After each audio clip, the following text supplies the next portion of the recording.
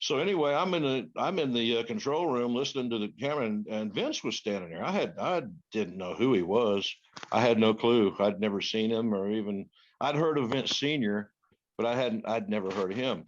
And but I saw him. I didn't even introduce myself to him. I didn't know who he was. I thought he was like some Turner executive, and I didn't want to bother him.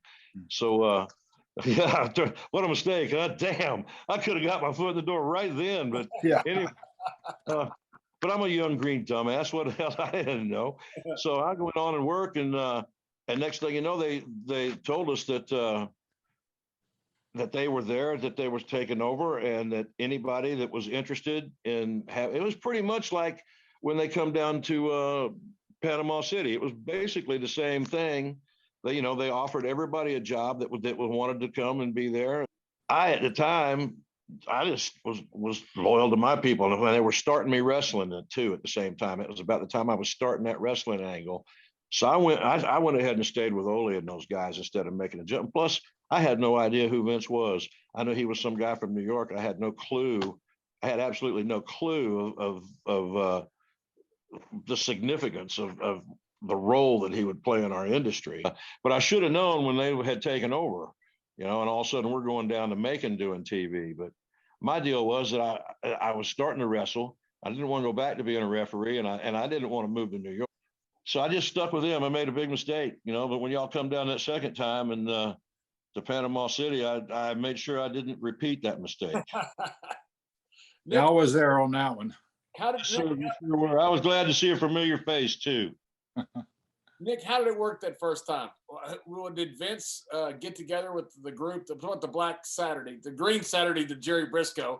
How did that work with you guys? Did Vince make the announcement and then tell everybody? Yeah, Vince, I believe it was Vince. It was so long ago, and I remember him being in the control room. And then, it was Vince. He said that he's offering everybody a job, because I remember wrestling too, and a couple people took it. It was like the TV that had to be done next week, and it was either you go do TV for him or you go do TV for the other people, or for us rather. It was us at the time. So yeah, he addressed and said that he offered anybody that wanted to come and work for him, he offered them a job, just like they did down in Panama City that time. It was just a earlier version and not quite as big, not nearly as big of a massive takeover, but it was handled exactly the same way, really, and almost verbally almost exactly the same. I think I'm the only guy that was there to experience both of those events. That's right. I can see that. Let's skip ahead to the one in Panama City, because that's really interesting too. Did you guys know anything about it before it happened? Absolutely not. The very night before, we did a house show somewhere, and the rumor was out. And we point blank asked, and they said, absolutely not. It's all rumor. It's all innuendo. We're doing TV. We're in Panama City and blah, blah, blah. So we showed up there, just another day for us, because, they supposedly dispelled all the rumors.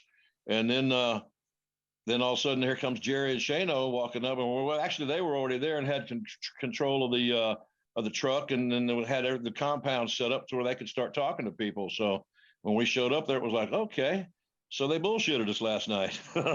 now let's play this out and see what's going on and see if we've got a job or not.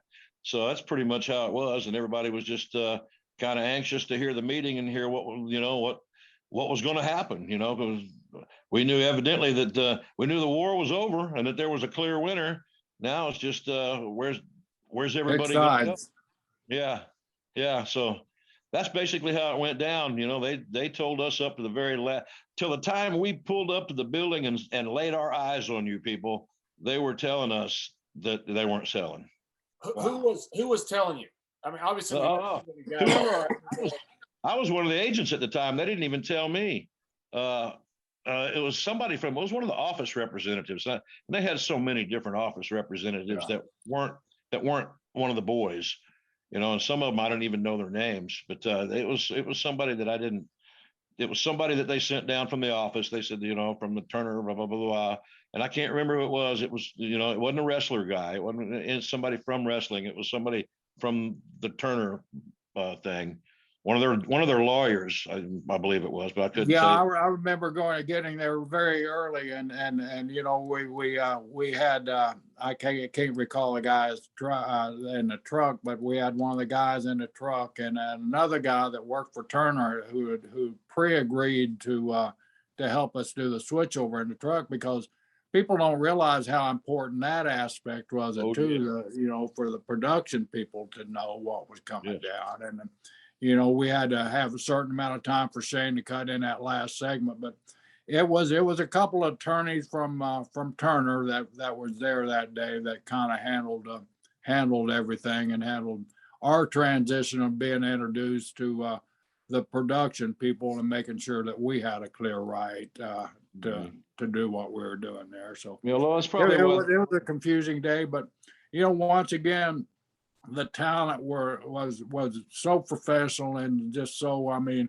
you know, it was like you say, okay, new boss, you know, you're changing territories. Who's the boss? And you know, when do I report to work? And I mean, it wasn't the stress and the and everything that a lot of people make it out to be. I No, mean, it wasn't at all. It wasn't at guys all were like. so cooperative. I mean, you know, when it come time to, you know, to cut out Flair, of course, and being Flair, you know, yeah, I forgot who he was working with that night, you know, for the title, but you know, we had to have him out of the ring, and Flair had to get us shit in, of course. Yeah. So I'm gonna get Yeah. heat with with Flair again, John. So that's the only heat we got heat with so far, Nick, is Rick. But anyway, we finally I got Rick, on I had nothing to do with him saying that. I don't know if he was a referee or not, but I think I said, do you tell Flair that we're either going to disqualify him or you got to go and get the finish out because we need the time. Yeah, I can't remember if I did that one or not, to be honest with you. Yeah. So yeah, I don't remember. Yeah, but yeah, I can see that. I don't think I did do that one. There was a tag match or something that I did. I'm not. I think I had Mickey J or somebody do that one. I'm not. But we got Flair out, you know, and from there everything just went totally perfect. I mean, but the talent, and all the guys. I mean, you know, we weren't really expecting trouble, and we were expecting a lot more resistance than we got. But there was zero resistance that day. It was almost like a sigh of relief from WCW talent. You know that. You know, this shit's over. Let's move on. Let's move forward. You know? Yeah.